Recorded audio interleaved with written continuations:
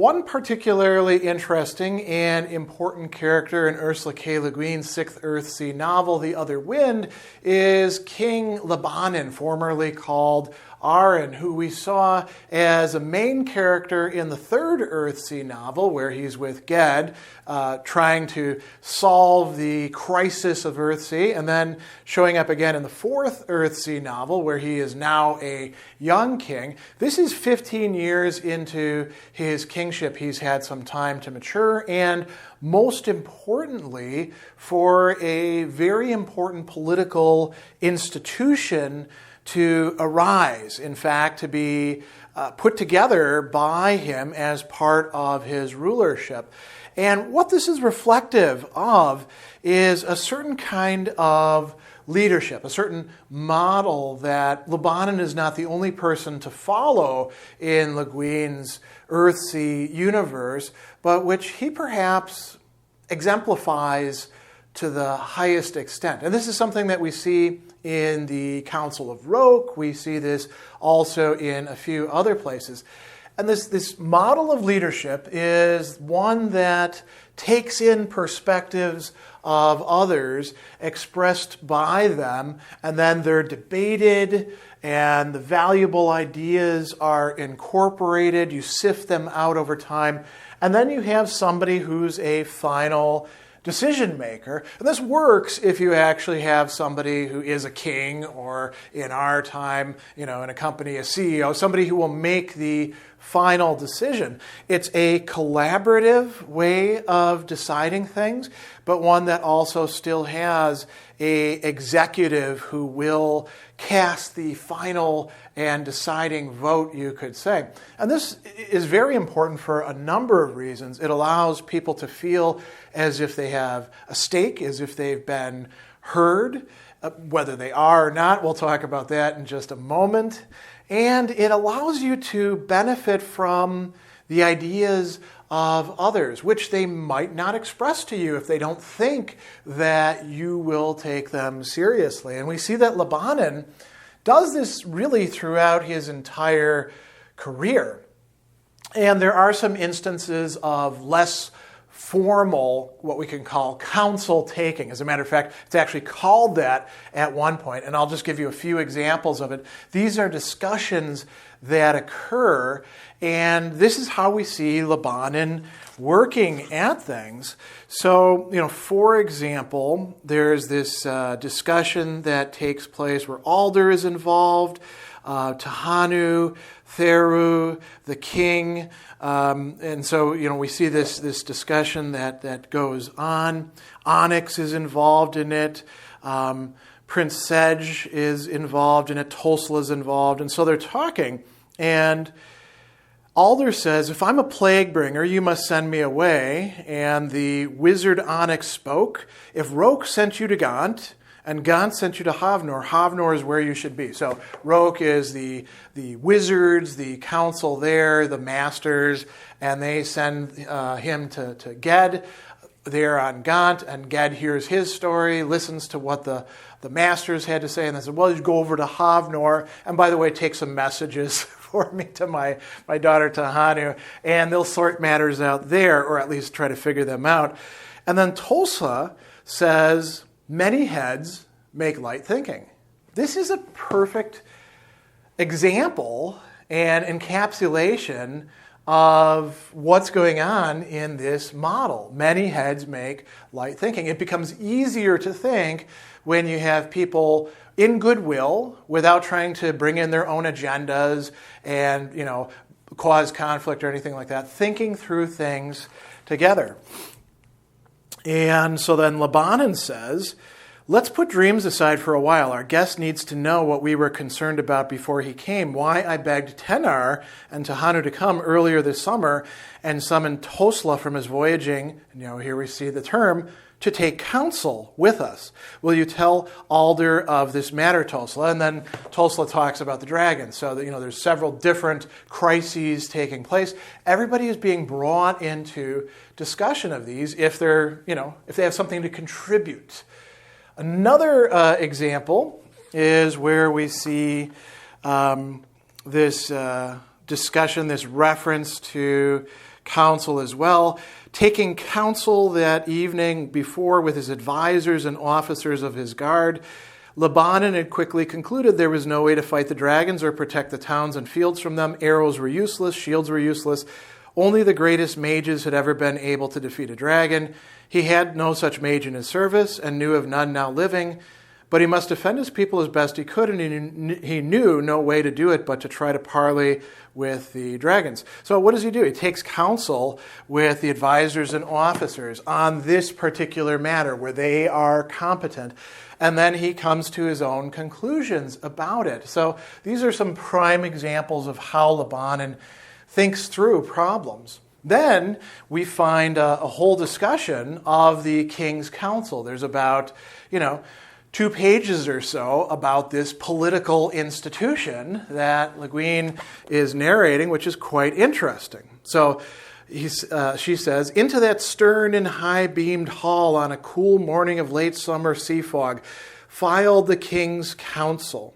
91 men and women, 100 if all had been there." So this is a pretty substantial body of people, 100 representatives, and we find out that they have all been chosen by the king, which leads, some people a little bit later to say that, here we go, there were those who said the council was nothing but the king's pets and puppets, but that doesn't seem to be the case, certainly from the depiction that we have. And the representatives are very broadly chosen. So there's a great discussion here.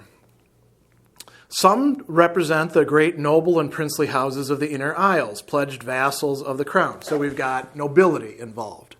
Some to speak for the interests of other islands and parts of the archipelago. So all the other parts are being represented as well. It's not just a central islands versus the reaches or something like that. They're being represented. Some because the king had found them or hoped to find them useful and trustworthy counselors of state. Some are being chosen on the basis of talent or potential. Some, he says, there were merchants, shippers, factors of Havnor and the other great port cities of the Sea of Ea and the inmost sea. So that's quite important as well. The merchant, the economic class is being represented. Then he goes on and he says, there were masters from the workers' guilds, flexible and canny bargainers, notable among them a pale-eyed, hard-handed woman, the chief of the miners of Oskill. Mining, we find out in a much earlier story, is largely a woman's art in Earthsea. So it's not just the business owners and the commerce people that are represented, it's also the workers through their guilds. There's others as well. There were rogue wizards like Onyx. There was also a Pelnish wizard called Master Seppel. So, the magic users are being represented. There were noble women, young and old, from the kingdom's fiefs and principalities, and 2 island women, stout, plain, and dignified, one from Ifish, one from Corp, to speak for the people of the East Reach. There were even some poets, some learned people from the old colleges of Ea and the Enlades, and several captains of soldiery or of the king's ships. So is this representing every single person in Earthsea? No, but this is a very broadly representative council where there's going to be a lot of useful perspectives. And what do? They have arguments and debates about the matters. And it's interesting because he says, all laws and taxations, all judgments brought before the throne, he discussed with them, taking their counsel. So every matter of state, every matter of taxation, every sort of high-level decision that is being made, the council is part of it. And this is very important. This is very different than how Earthsea had been led by the many people who weren't kings but were lords or things like that prior to that. So he says, here's how it runs. They would then vote on his proposal, and only with the consent of the majority was it enacted. So this is also an important feature. They vote on these things.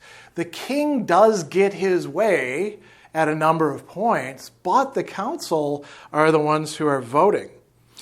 We read, he mostly got his way if he argued for it. Often he expressed no opinion and let the council make the decision.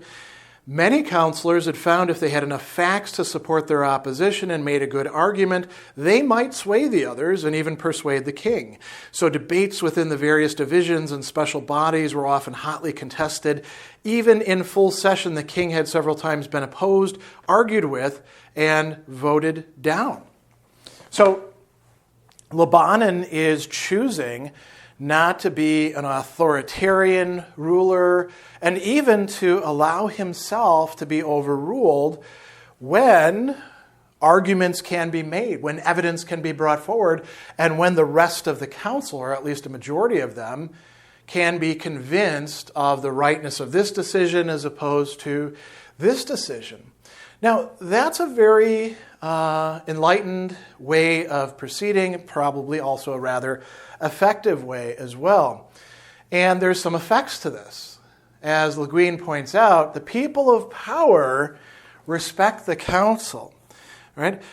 He found the council served him well. People of power had come to respect it. So this gets buy-in, this gets participation from all the other people who might be tempted to hold back or to resist in some way. It's producing a collaborative model of decision-making for the entirety of Earthsea, minus, of course, the realm of the Kargs. And the common people, though, interestingly enough, they don't care about this. As Leguin says, common people did not pay much attention to the council. They're not involved with it, right? They centered their hopes and attention on the king's person. So this is, understandable. And she talks about it in terms of what we would nowadays call media. There were 1,000 lays and ballads about the son of Morid, the prince who rode the dragon back from death to the shores of day, etc., etc. But it was hard going to make songs about counselors debating shipping taxes. Right? So, the common people are less interested in what the council is doing. But Lebannen is really relying on this council as a continuing institution. He selects the council members. They're appointed for several years, and then he either sends them on their way, or replaces them with somebody new, or keeps them in place to continue on. They have a representative council meeting where we see the issue of the dragons being debated, and the question then is what they ought to do. He gives them information, right? He told them, and for many it was the first real news of these matters about the dragon's attacks on West Havnor, how he had set out with the woman of Gant to Hanu to parley with them, and finally he told them what had happened at the pass in the Faliern Mountains at dawn 3 days ago, and that Orm Irium is coming back. And then they begin to discuss, well, what do you hope to gain by parley with a dragon? And as it turns out, a lot of the council are a little bit big for their britches and think, well, we can fight these dragons. They're, we've got the technology, we've got the tools, we've got the bravery. And then, Lebannen is like, no, you're not going to be able to do that. And the wizard says, you don't know what you're talking about. And this is how these sort of debates work, right? And then the question turns to a different one. Okay, so if we're not going to fight them, then who should speak? Shouldn't it be you wizards? This is what the non-magic users are saying. And eventually they get to the point where first it's explained by the wizards that you can't really change into a dragon and stay that way for a while, but also that there is one among us who need use no art and can speak for us to dragons better than any man could do if she will speak to us. And Tahanu says, I will. And that brought pause to discussion for a minute. Soon they were all at it again. The king listened and did not speak. Now notice this line. He wanted to know the temper of his people. He wanted to know what the people are thinking. Finally, it's noontime, and they declare a recess into the first hour of the afternoon. And we don't get to see what would happen with the council meeting because Orm Irian arrives. And now it's time to actually begin the parley. So no decision was actually taken, but we got to see how the decision-making and deliberation takes place by looking at an actual instance of it. So in a way, this is very interesting. Leguin is giving us both theory and practice and application for this imaginary institution within this narrative world of Earthsea, of a properly functioning King's Counsel. So this is really quite an interesting feature of the work, and Lebannen himself fits in with this quite well because it matches his model of decision-making and leadership.